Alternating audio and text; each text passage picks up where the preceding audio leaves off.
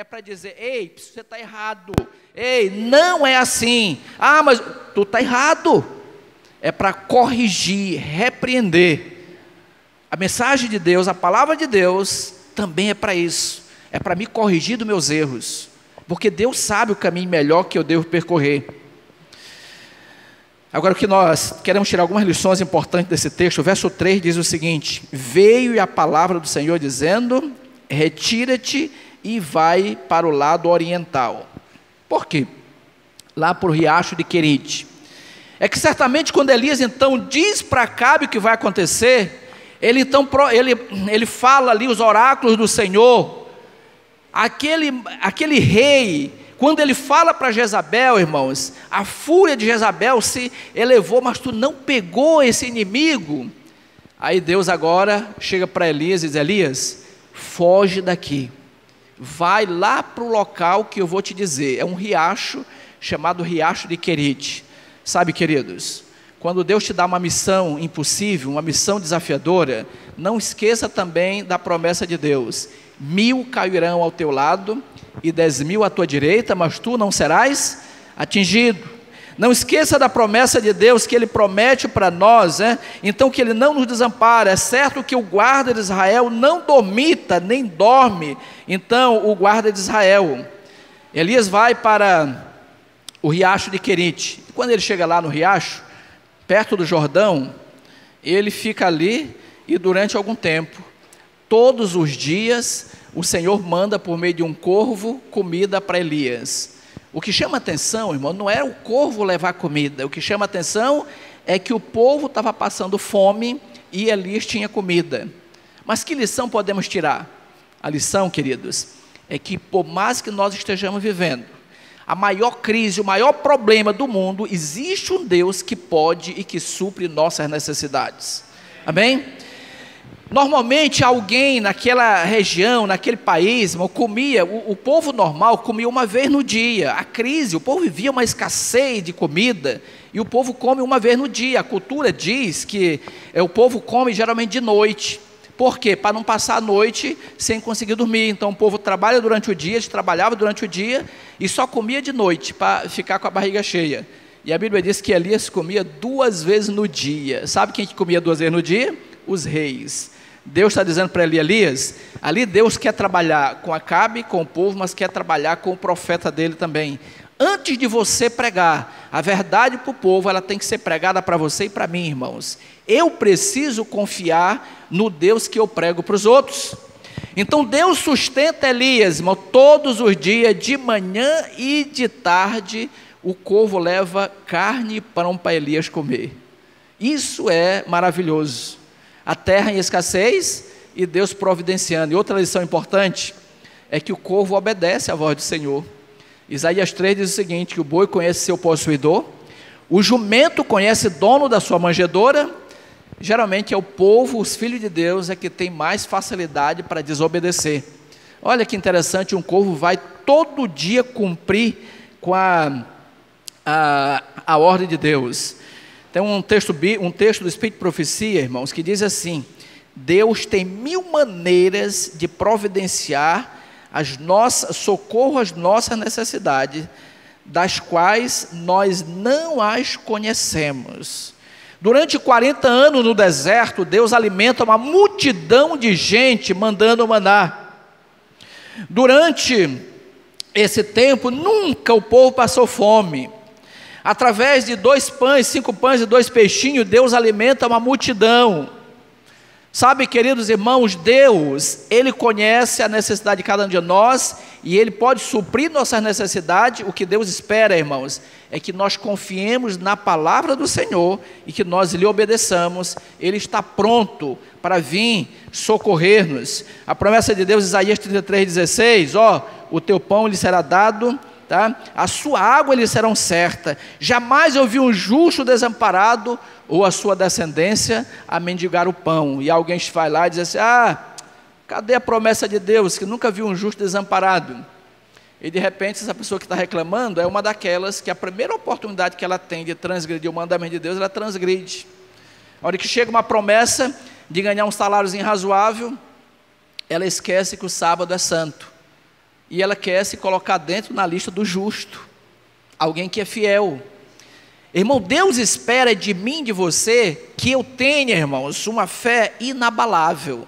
Não está dizendo que espera que eu não falhe, não está dizendo que espera que eu seja perfeito, está dizendo que a minha fé, por mais que ela vá em momentos, mas que ela nunca fracasse, que eu nunca me desvie, que eu nunca deixe de confiar em Deus, que eu nunca duvide da providência divina, que eu nunca duvide do Deus que pode todas as coisas, amém?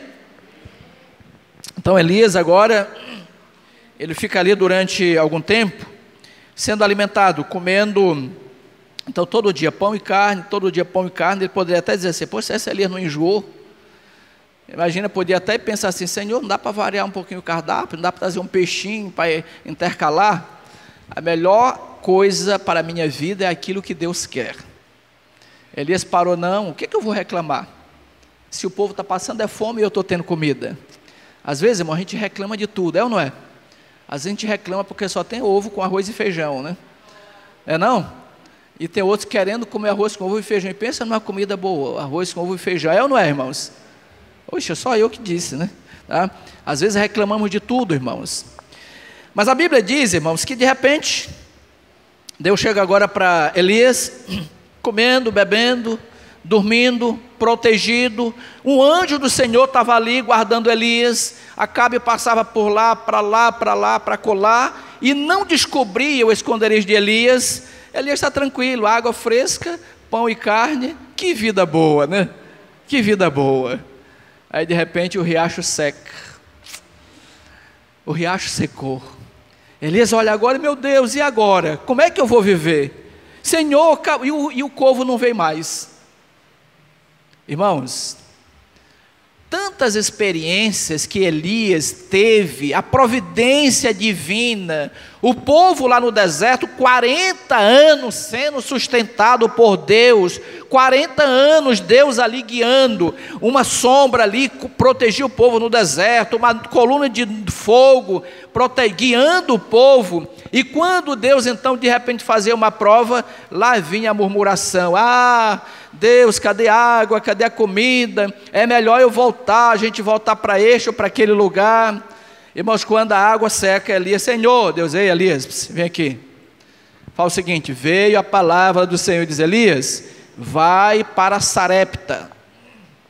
Chegando em Sarepta, tu vai encontrar uma viúva, lá no versículo 9, tu vai encontrar uma viúva e ela vai te sustentar durante um período. Quem era Sarepta? Sarepta era uma cidade que fazia parte do território dominado pelo pai de Jezabel, tá? Uma pequena cidade fenícia, localizada entre Tiro e Sidom. E o pai de Jezabel, o idólatra pai dela, era rei naquela região, tá? Então Deus manda ele para lá, e toda aquela região estava em seca. Era 3 anos já, irmão, que estava se completando, sem chuva, miséria, fome, dificuldade, tudo que não presta acontecendo, o povo revoltado, e uma idolatria. E Deus diz: ei, agora você vai para Sarepta. Mas, sim, Senhor, eu vou. Lá eu vou ficar em qual pensão? Não, vai ter uma viúva que vai se sustentar. Irmãos, as viúvas era o povo, era a classe de pessoas mais desfavorecida, porque as viúvas, quando o marido morria, ela não tinha direito à herança, não tinha direito à posse, ela ficava totalmente desprotegida. Inclusive, quando a pessoa ia colher, a lei dizia que depois que colhesse tudo, a viúva tinha direito de ir atrás, juntando algumas espigas que caíam para sobreviver. A viúva, sinal, viuvez era pobreza, era miséria. Então Deus manda agora Elias ir para Sarepta e ser sustentado por uma viúva. Irmãos, Elias podia dizer: Senhor, por que não continua aqui, mandando corvo e vir trazer comida para mim? Queridos irmãos, de vez em quando Deus fala para mim e para você, e Ele chega com uma mensagem que eu não entendo fácil. Você não entende fácil. Deus chega para você e diz assim: ei, vai ser adventista 7º dia, você não trabalha dia de sábado. Mas Senhor, é o dia que mais, o comerciante, é o dia que mais vende.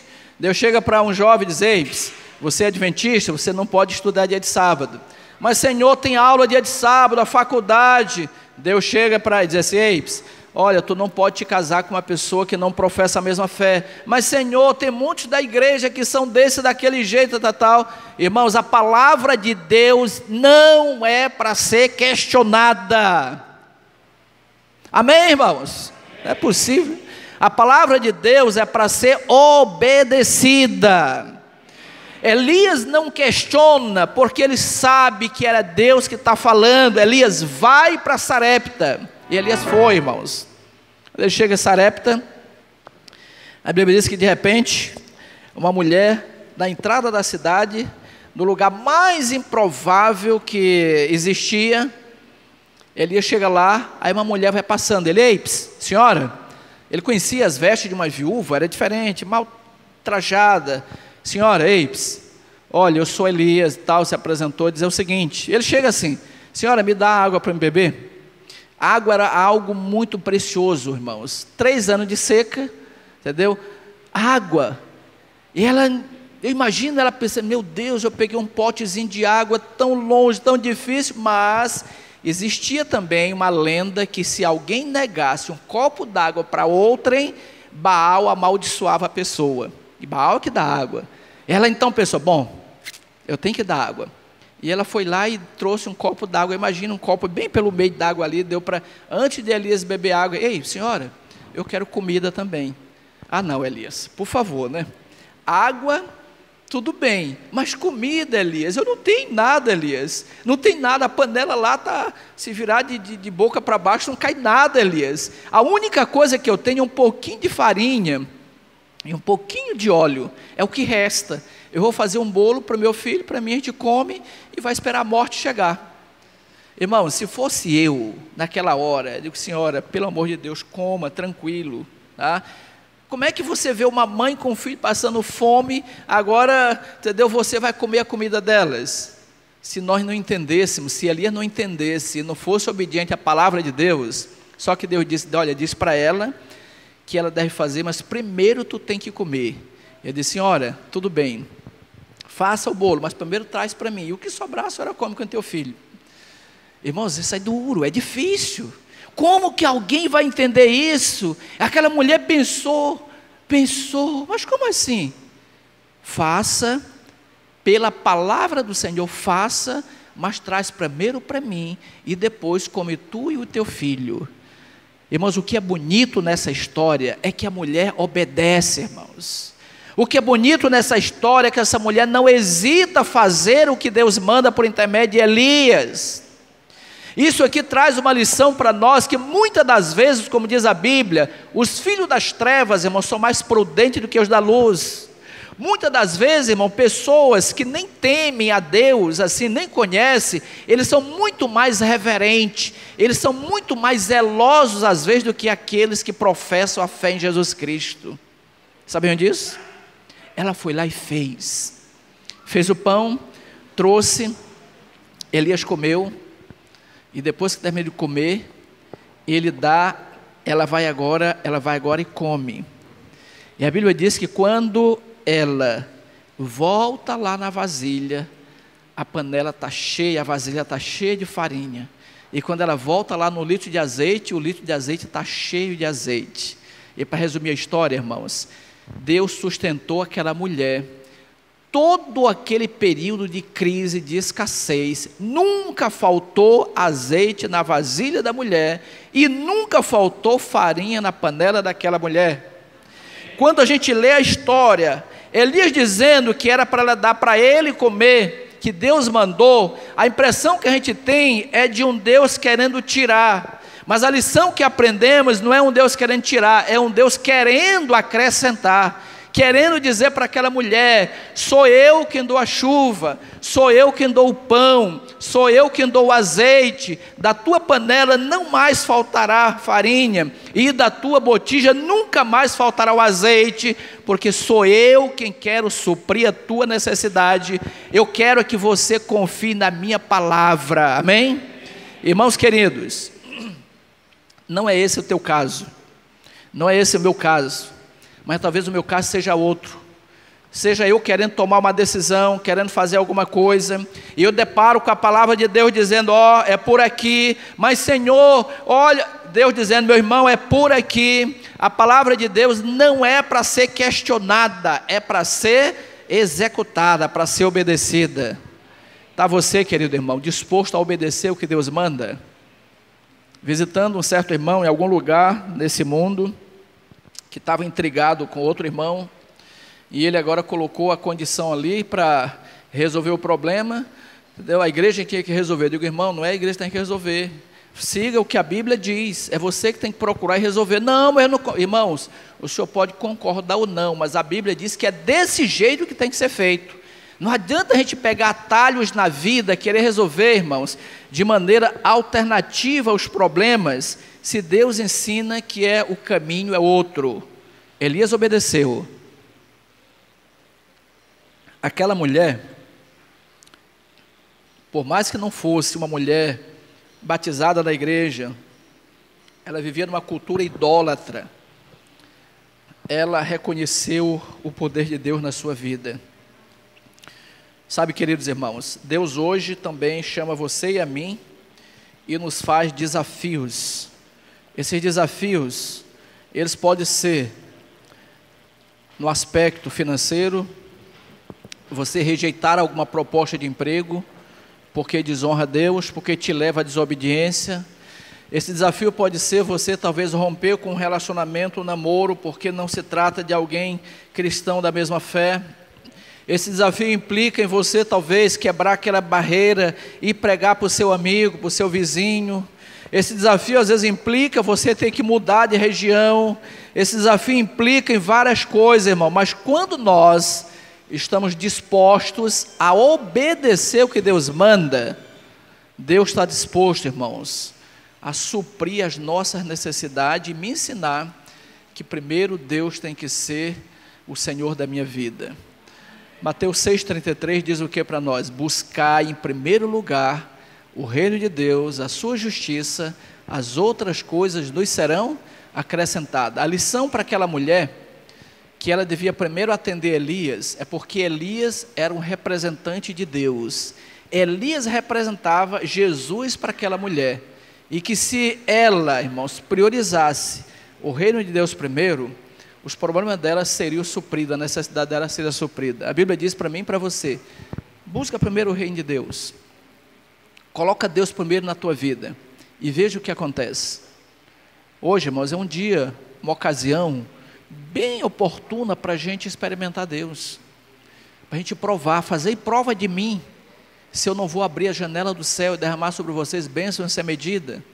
Às vezes estamos sendo provados, talvez na fidelidade, nos dízimos, nas ofertas. Mas com tanta dificuldade, Senhor, só tem um pouquinho de farinha, um pouquinho de azeite. Deus vai entender por que eu não vou devolver o dízimo, não vou devolver a oferta. E Deus está fazendo um teste. Experimenta ser fiel.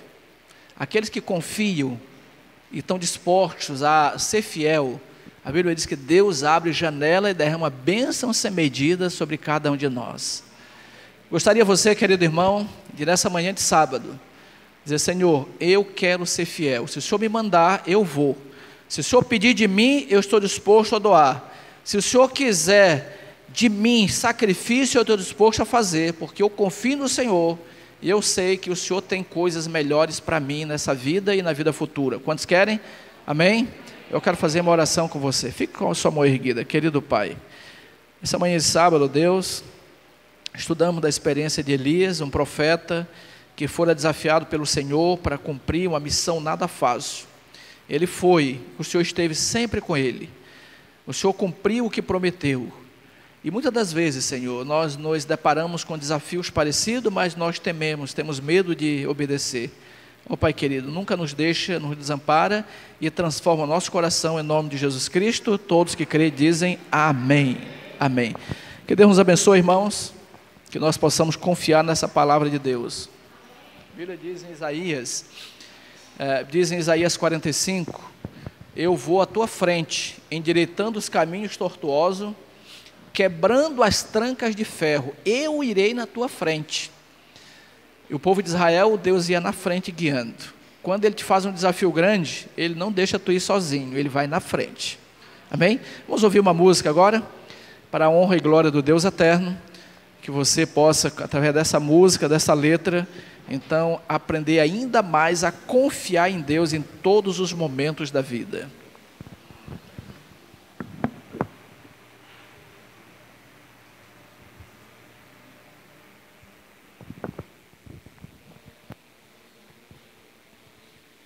Eu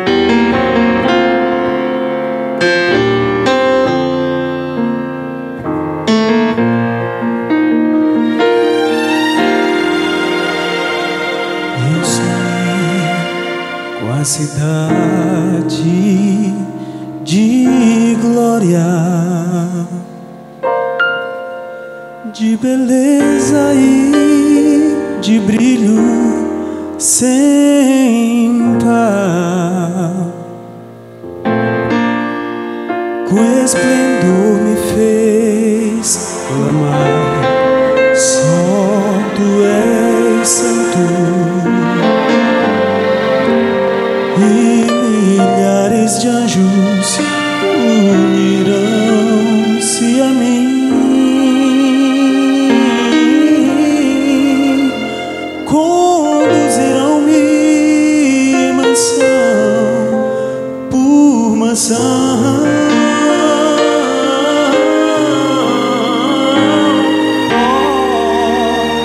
Maravilhas eu vi, disse eu quero ver Cristo, que morreu na cruz por mim.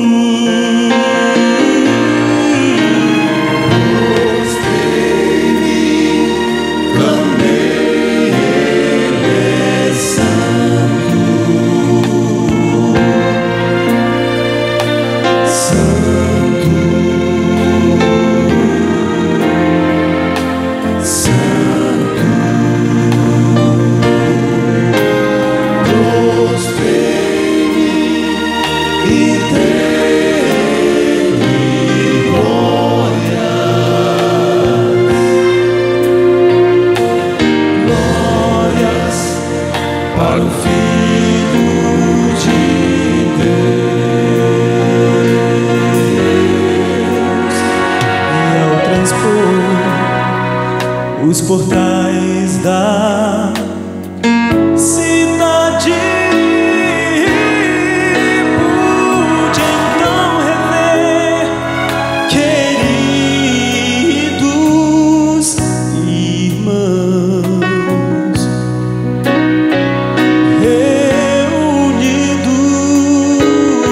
ruas do céu, no cenário. Não sei descrever. Eu vi ali também meus heróis da fé.